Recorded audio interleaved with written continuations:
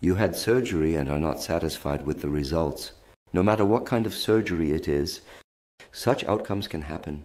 What does the patient do? What do you do with a patient? A patient who is not satisfied with the surgical results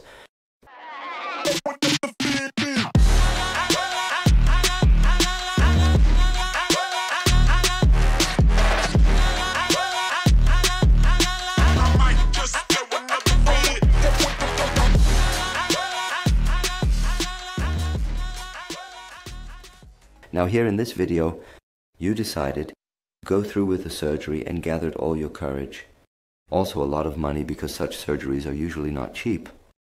And you underwent a surgery, and now, after a certain period of time, we have the issue that you are not satisfied with the result.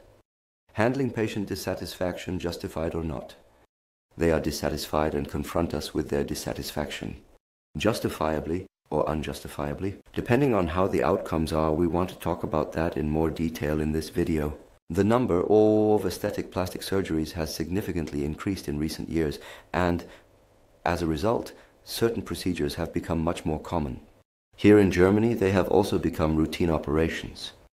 Nevertheless, within the framework of these routine operations, you can always identify patients, types, or individuals and find out who are not satisfied with their surgical results, whether after liposuction, breast augmentation, or a facelift.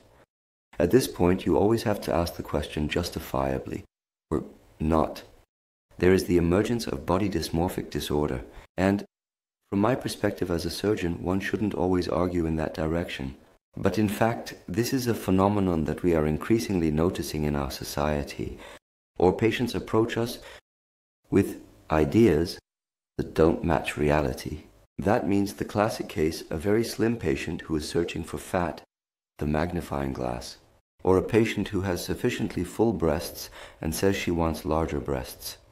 This is the classic body dysmorphic disorder, or the distorted perception of one's own body contours and the effect of one's own body, and above all, the proportions. And in this case, we actually don't have the option.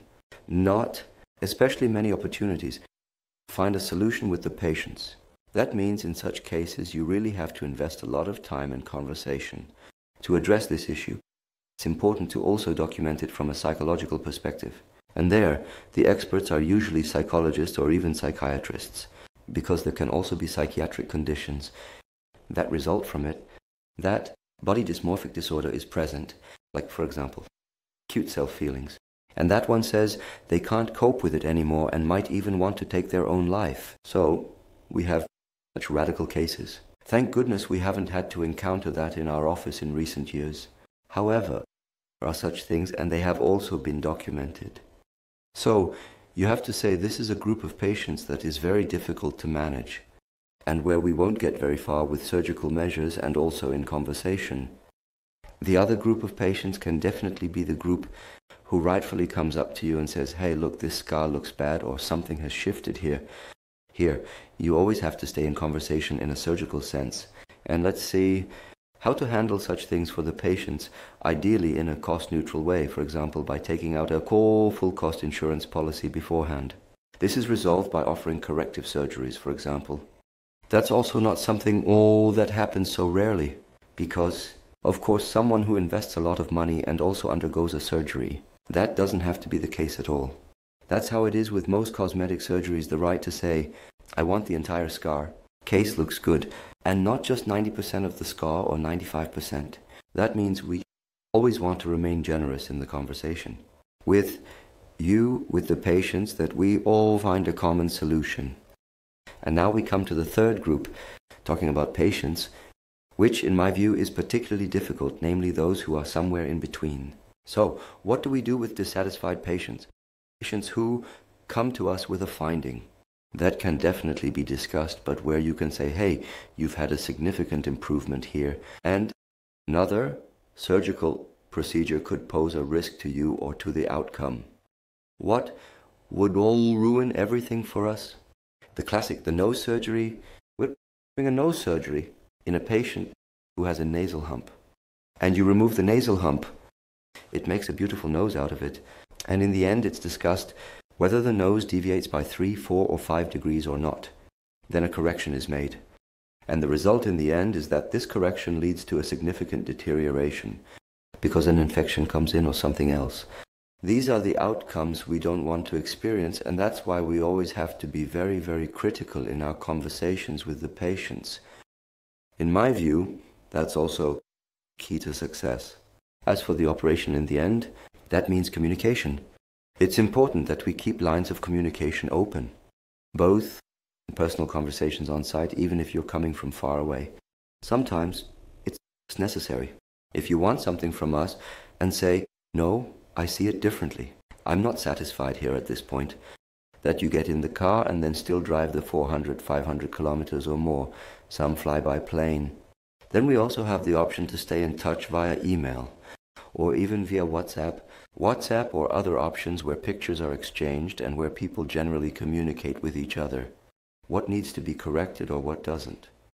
You see that the issue of dissatisfaction after such a cosmetic surgery can certainly be a thing. What makes the beautiful result fade? And where one says basically we've achieved 90-95% of what we wished for. But those remaining 5% can really ruin the whole thing. Or it can be the bitter pill that you end up swallowing. Or not swallowing. At this point, a correction is being made. At the end of the day, it's always a very individual decision. Who you go into a correction with and who you don't. How it looks in terms of time. How extensive such a correction would be. And from my perspective, whether a dissatisfaction at that point is really justified or not. And that's why it's especially important that one always makes use of the objective before and after pictures. That means take a look at your pictures again beforehand, because most of them, patients actually forget what the condition was like before the surgery, or they don't want to see it at all. We encounter that phenomenon very often as well, that we say, just take a quick look at how you looked before the facelift. And then comes the argument, I don't even want to see that. The main issue of a poor scar progression, or a scar that might be crooked, that can be solved without any difficulties.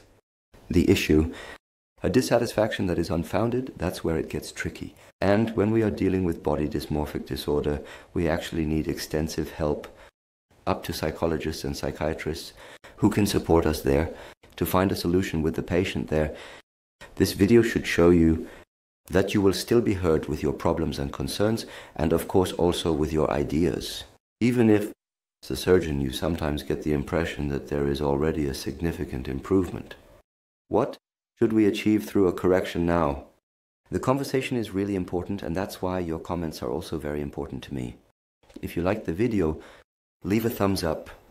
Click the bell so you don't miss any videos. Be sure to subscribe to the channel so you don't become one of the many pessimists who are watching here and not subscribing. And definitely leave us your opinion in the comments so we can, as I said, stay in conversation. I'm out now. I'm Professor Dr. Sinis, and I'm your plastic surgery coach.